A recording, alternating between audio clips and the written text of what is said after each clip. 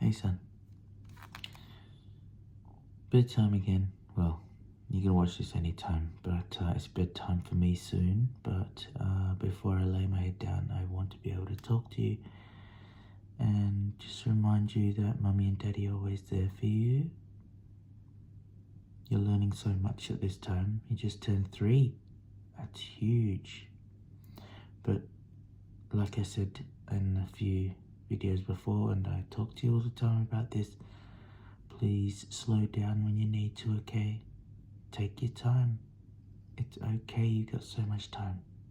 Take your time. I love you so much, son. Let's get on to chapter 3 of this book. So far it's been pretty good. I've been enjoying reading this to you, son, and I think these books are better than the movies, so let's get into it.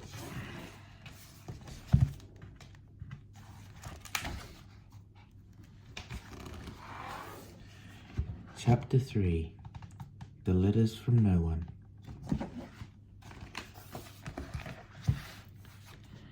The escape of the Brazilian boa constrictor earned Harry his longest ever punishment. By the time he was allowed out of his cupboard again, the summer holidays had started and Dudley had already broken his new cine camera, crashed his remote control airplane, and first time on his racing bike knocked down old Mrs. Fig as she crossed Privet Drive on her crutches. Harry was glad school was over, but there was no escaping Dudley's gang, who visited the house every single day. Piers, Dennis, Malcolm and Gordon were all big and stupid, but as Dudley was the biggest and stupidest of the lot, he was the leader. The rest of them were all quite happy to join in Dudley's favourite sport, Harry hunting. This was why Harry spent as much time as possible out of the house, wandering around and thinking about the end of the holidays, where he could see a tiny ray of hope. When September came, he would be going off to secondary school, and for the first time in his life, he wouldn't be with Dudley. Dudley had a place at Uncle Vernon's old school, Smeltings. Piers Polkus was going there too. Harry, on the other hand, was going to Stonewall High, the local comprehensive. Dudley thought this was very funny. They stuffed people's heads down the toilet first day at Stonewall, he told Harry. Want to come upstairs and practice? No thanks, said Harry. The poor toilets never had anything as horrible as your head down it. It might be sick. Then he ran before Dudley could work out what he'd said. One day in July, Aunt Petunia took Dudley to London to buy his Smeltings uniform, leaving Harry at Mrs. Fig's. Mrs. Fig wasn't as bad as usual. It turned out she'd broken her leg tripping over one of her cats, and she didn't seem quite as fond of them as before. She let Harry watch television and gave him a bit of chocolate cake that tasted as though she had had it for several years. That evening, Dudley paraded around the living room for the family in his brand new uniform. Smeltings boys wore maroon tailcoats, orange knickerbockers, and flat straw hats called boaters. They also carried knobbly sticks, used for hitting each other while the teachers weren't looking. This was supposed to be good training for later life. As he looked at Dudley in his new knickerbockers, Uncle Vernon said gruffly that it was the proudest moment of his life. This is Dudley. Okay. Quite proud of himself there.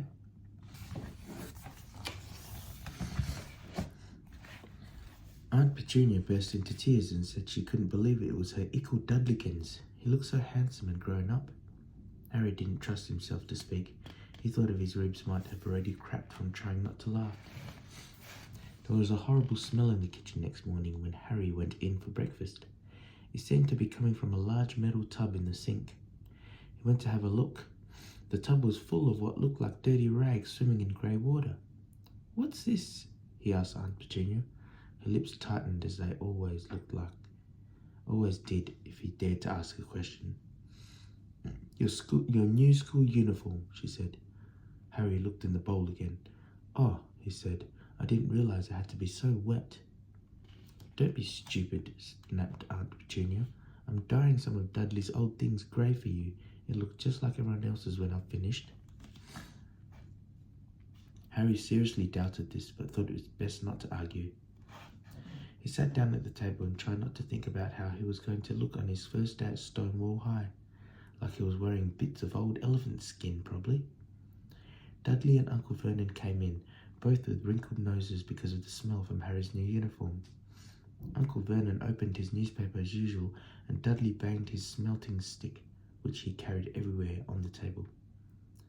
They heard the click of the letterbox and flop of the letters on the doormat. "Get the post, Dudley," said Uncle Vernon from behind his paper. "Make Harry get it." "Get the post, Harry. Make Dudley get it." "Poke him with your smelting stick, Dudley." Harry dodged the smelting stick and went to get the post. 3 things lay on the doormat. A postcard from Uncle Vernon's sister Marge, who was holidaying on the Isle of Wight, a brown envelope that looked like a bill, and a letter for Harry. Harry picked it up and stared at it, his heart swinging like a giant elastic band. No one ever in his whole life had written to him. Who would? He had no friends, no other relatives. He didn't belong to the library, so he'd never got rude notes for asking for books back. Yet here it was, a letter, addressed so plainly there could be no mistake. It was addressed, Mr. H. Potter, The Cupboard Under the Stairs, 4 Privet Drive, Little Whinging, Surrey. It's directly addressed to Mr. Potter. The envelope was thick and heavy, made of yellowish parchment, and the address was written in emerald green ink. There was no stamp. Turning the envelope over, his hand trembling, Harry saw a purple wax seal bearing a coat of arms. A lion, an eagle, a badger, and a snake surrounding a large letter H. "Hurry up, boy," shouted Uncle Vernon from the kitchen. What are you checking for, letter bombs?" He chuckled at his own joke. Harry went back to the kitchen, still staring at his letter. He handed Uncle Vernon the bill and the postcard, sat down and slowly began to open the yellow envelope. Uncle Vernon ripped open the bill, snorted in disgust, and flipped over the postcard. "Marge is ill," he informed Aunt Petunia. "Ate a funny whelk." "Dad," said Dudley suddenly, "Dad, Harry's got something." Harry was on the point of unfolding his letter, which was written on the same heavy parchment as the envelope, when it was jerked sharply out of his hand by Uncle Vernon. "That's mine," said Harry, trying to snatch it back. "Who'd be writing to you?" sneered Uncle Vernon, shaking the letter open with one hand and glancing at it. His face went from red to green faster than a set of traffic lights, and it didn't stop there. Within seconds it was the greyish-white of old porridge. "Petunia," he gasped. Dudley tried to grab the letter to read it, but Uncle Vernon held it high out of his reach. Aunt Petunia took it curiously and read the first line. For a moment it looked as though she might faint. She clutched her throat and made a choking noise. "Vernon! Oh my goodness, Vernon!" They stared at each other, seeming to have forgotten that Harry and Dudley were still in the room. Dudley wasn't used to being ignored. He gave his father a sharp tap on the head with his smelting stick. "I want to read that letter," he said loudly. "I want to read it," said Harry furiously, "and it's mine." "Get out, both of you," croaked Uncle Vernon, stuffing the letter back into its envelope. Harry didn't move. "I want my letter," he shouted. "Let me see it," demanded Dudley. "Out!" roared Uncle Vernon, and he took both Harry and Dudley by the scruffs of their necks and threw them into the hall, slamming the kitchen door behind them. Harry and Dudley promptly had a furious but silent fight over who would listen at the keyhole. Dudley won, so Harry, his glasses dangling from one ear, lay flat on his stomach to listen at the crack between door and floor. "Vernon," Aunt Petunia was saying in a quivering voice, "look at the address. How could they possibly know where he sleeps? You don't think they're watching the house?" "Watching, spying, might be following us," muttered Uncle Vernon wildly. "But what should we do, Vernon? Should we write back? Tell them that we don't want..." Harry could see Uncle Vernon's shiny black shoes pacing up and down the kitchen. "No," he said finally. "No, we'll ignore it, and if they don't get an answer, yes, that's the best. We won't do anything." But I'm not having one in the house, Petunia. Didn't we swear when we took him in we'd stamp out that dangerous nonsense? That evening when he got back from work, Uncle Vernon did something he'd never done before. He visited Harry in his cupboard. "Where's my letter?" said Harry. The moment Uncle Vernon had squeezed through the door. "Who's writing to me?" "No one. It was addressed to you by mistake," said Uncle Vernon shortly. "I've burnt it." "It was not a mistake," said Harry angrily. "It had my cupboard on it." "Silence!" yelled Uncle Vernon, and a couple of spiders fell from the ceiling. He took a few deep breaths and then forced his face into a smile, which looked quite painful. Yes, Harry, about this cupboard. Your aunt and I have been thinking. You're really getting a bit big for it. We think it might be nice if you moved into Dudley's second bedroom." "Why?" said Harry. "Don't ask questions," snapped his uncle. "Take this stuff upstairs, now." The Dursleys' house had 4 bedrooms, one for Uncle Vernon and Aunt Petunia, one for visitors, usually Uncle Vernon's sister Marge, one where Dudley slept, and one where Dudley kept all the toys and things that wouldn't fit into his first bedroom. It only took Harry one trip upstairs to move everything he owned from the cupboard to his room. He sat down on the bed and stared around him. Nearly everything in here was broken. The month-old cine camera was lying on top of a small working tank Dudley had once driven over next door's dog.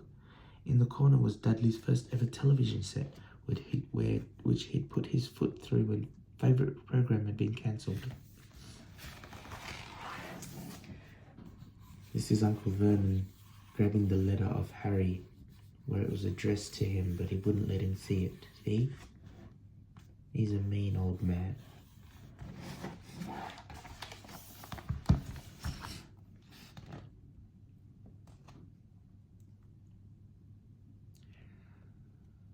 There was a large bird cage which had once held a parrot that Dudley had swapped at school for a real air rifle, which was up on the shelf with the end all bent because Dudley had sat on it. Other shelves were full of books. They were the only things in the room that looked as though they had never been touched. From downstairs came the sound of Dudley bawling at his mother. "I don't want him here. I don't want him in there. I need that room. Make him get out." Harry sighed and stretched out on the bed. Yesterday he'd have given anything to be up here. Today he'd rather be back in his cupboard with that letter than up here without it. Next morning at breakfast, everyone was rather quiet. Dudley was in shock. He'd screamed, whacked his father with his smelting stick, been sick on purpose, kicked his mother, and thrown his tortoise through the greenhouse roof, and he still didn't have his room back. Harry was thinking about this time yesterday and bitterly wishing he'd opened the door in the hall. Uncle Vernon and Aunt Petunia kept looking at each other darkly. When the post arrived, Uncle Vernon, who seemed to be trying to be nice to Harry, made Dudley go and get it. They heard him banging things with his smelting stick all the way down the hall. Then he shouted, "There's another one! Mr. H. Potter, the smallest bedroom, 4 Privet Drive." With a strangled cry, Uncle Vernon leapt from his seat and ran down the hall, Harry right behind him. Uncle Vernon had to wrestle Dudley to the ground to get the letter from him, which was made difficult by the fact that Harry had grabbed Uncle Vernon around the neck from behind. After a minute of confused fighting, in which everyone got hit a lot by the smelting stick, Uncle Vernon straightened up, gasping for breath, with Harry's letter clutched in his hand. "Go to your cupboard. I'm in your bedroom," he wheezed at Harry. "Dudley, go. Just go." Harry walked around and around in his new room. Someone knew he had moved out of his cupboard, and they seemed to know he hadn't received his first letter. Surely that meant they'd try again, and this time he'd make sure they didn't fail. He had a plan. The repaired alarm clock rang at 6 o'clock the next morning. Harry turned it off quickly and dressed silently. He mustn't wake the Dursleys. He stole downstairs without turning on any of the lights. He was going to wait for the postman on the corner of Privet Drive and get the letters from number 4 first. His heart hammered as he crept across the dark hall towards the front door. Ah! Harry leapt into the air. He'd trodden on something big and squishy on the doormat. Something alive! Lights clicked on upstairs, and to his horror, Harry realized that the big squashy something had been in his uncle's face. Uncle Vernon had been lying at the foot of the front door in a sleeping bag, clearly making sure that Harry didn't do exactly what he'd been trying to do. He shouted at Harry for about half an hour and then told him to go and make a cup of tea. Harry shuffled miserably off into the kitchen, and by the time he got back, the post had arrived, right into Uncle Vernon's lap. Harry could see 3 letters addressed in green ink. "I want," he began, but Uncle Vernon was tearing the letters into pieces before his eyes. Uncle Vernon didn't go to work that day. He stayed at home and nailed up the letterbox. Look at Uncle Vernon nailing the door and the letterbox and trying to make sure no more letters come in. "See," he explained to Aunt Petunia through a mouthful of nails, "if they can't deliver them, they'll just give up." I'm not sure that'll work, Vernon. "Oh, these people's minds work in strange ways, Petunia. They're not like you and me," said Uncle Vernon, trying to knock in a nail with a piece of fruitcake Aunt Petunia had just brought him. On Friday, no fewer than 12 letters arrived for Harry. As they couldn't go through the letterbox, they had been pushed under the door, slotted through the sides, and a few even forced through the small window in the downstairs toilet. Uncle Vernon stayed at home again. After burning all the letters, he got out a hammer and nails and boarded up the cracks around the front and back doors so no one could get out. He hummed, "Tiptoe through the tulips," as he worked and jumped at small noises. On Saturday, things began to get out of hand. 24 letters to Harry found their way into the house. Rolled up and hidden inside each of the 24 eggs that the very confused milkman had handed Aunt Petunia through the living room window. While Uncle Vernon made furious telephone calls to the post office and the dairy trying to find someone to complain to, Aunt Petunia shredded the letters in a food mixer. "Who on earth wants to talk to you this badly?" Dudley asked Harry in amazement. On Sunday morning, Uncle Vernon sat down at the breakfast table looking tired and rather ill, but happy. "No post on Sundays," he reminded them happily as he spread marmalade on his newspapers. "No damn letters today." Something came whizzing down the kitchen chimney as he spoke and caught him sharply on the back of the head. Next moment, 30 or 40 letters came pelting out of the fireplace like bullets. The Dursleys ducked, but Harry leapt into the air trying to catch one. "Out! Out!" Uncle Vernon seized Harry around the waist and threw him into the hall. When Aunt Petunia and Dudley had run out with their arms over their faces, Uncle Vernon slammed the door shut. They could hear the letters streaming into the room, bouncing off the walls and floor. "That does it," said Uncle Vernon, trying to speak calmly but putting great tufts out of his mustache at the same time. I want you all back here in 5 minutes, ready to leave. We're going away. Just pack your clothes. No arguments." He looked so dangerous with half his moustache missing that no one dared argue. 10 minutes later, they had wrenched their way through the boarded doors and into the car, speeding towards the motorway. Dudley was sniffling in the back seat. His father had hit him around the head for holding them up while he tried to pack his television, video, and computer in his sports bag. They drove and they drove. Even Aunt Petunia didn't dare ask where they were going. Every now and then, Uncle Vernon would take a sharp turn and drive in the opposite direction for a while. "Shake 'em off! Shake 'em off!" he would mutter whenever he did this. They didn't stop to eat or drink all day. By nightfall, Dudley was howling. He never had such a bad day in his life. He was hungry, he'd missed 5 television programs he wanted to see, and he'd never gone so long without blowing up an alien on his computer. Uncle Vernon stopped at last outside a gloomy-looking hotel on the outskirts of a big city. Dudley and Harry shared a room with twin beds and damp, musty sheets. Dudley snored, but Harry stayed awake, sitting on the windowsill, staring down at the lights of passing cars and wondering. They ate stale cornflakes and cold tinned tomatoes on toast for breakfast next day. They had just finished when the owner of the hotel came over to their table.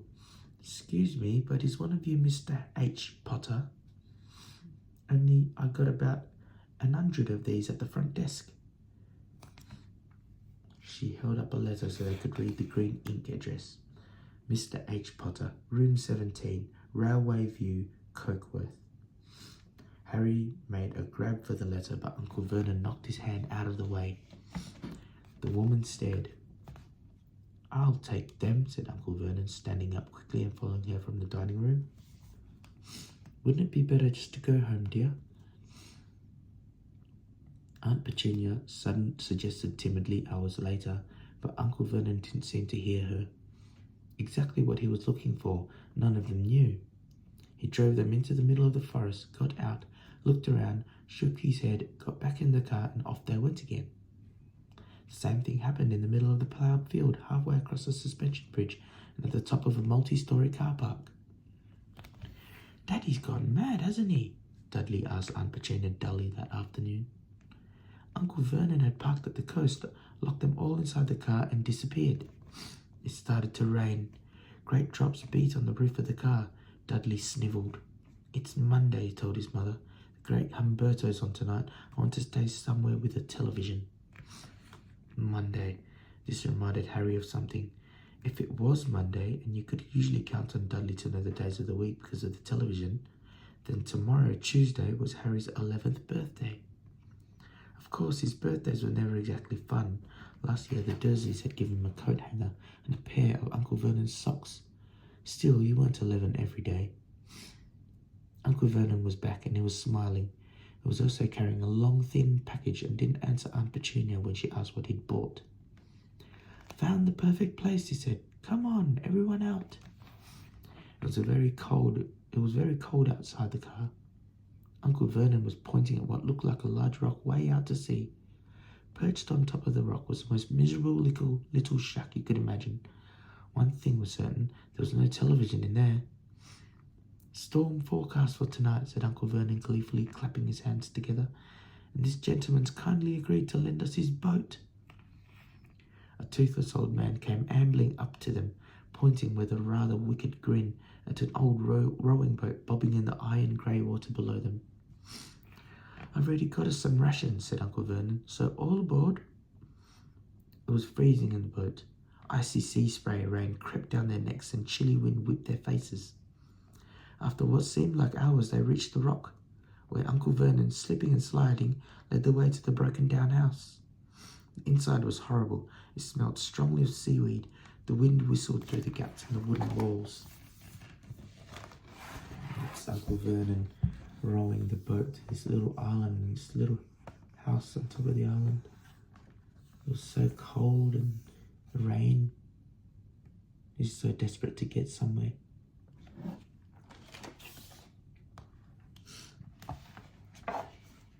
There were only 2 rooms. Uncle Vernon's rations turned out to be a packet of crisps and 4 bananas. He tried to start a fire, but the empty crisp packets just smoked and shriveled up. "Could do with some of those letters now, he said cheerfully. He was in a very good mood. Obviously, he thought nobody stood a chance of reaching them here in the storm to deliver post. Harry privately agreed, though the thought didn't cheer him up at all. As night fell, the promised storm blew up around them. Spray from the high waves splattered the walls of the hut, and a fierce wind rattled the filthy windows. Aunt Petunia found a few mouldy blankets in the second room and made a bed for Dudley and a moth-eaten sofa. She and Uncle Vernon went off to the lumpy bed next door, and Harry was left to find the softest bit of floor he could find, to curl up on the thinnest, most ragged blanket. The storm raged more and more ferociously as the night went on. Harry couldn't sleep. He shivered and turned over, trying to get comfortable, his stomach rumbling with hunger. Dudley's snores were drowned by the low rolls of thunder that started near midnight. The lighted dial of Dudley's watch, which was dangling over the edge of the sofa's fat wrist, told Harry he'd be 11 in 10 minutes' time.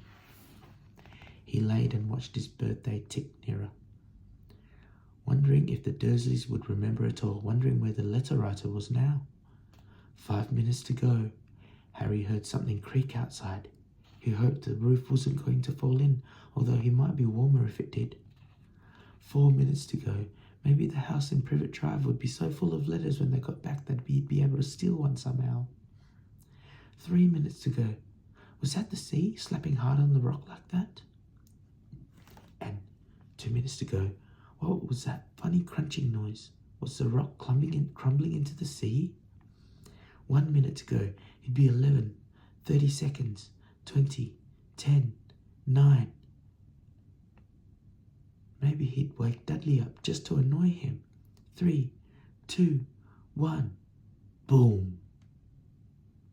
The whole shack shivered and Harry sat bolt upright, staring at the door. Someone was outside, knocking to come in. That's the end of the 3rd chapter, son. No, I've left you at a suspenseful moment, and I love it. And I'm not going to read further because I am absolutely knackered. But I love this. I love doing this for you, son. And I love you. Good night. Sweet dreams, my boy. Tomorrow's going to be awesome. It's always going to be awesome. But if you have a bad day, that's fine too. Alright. Good night, baby. Love you.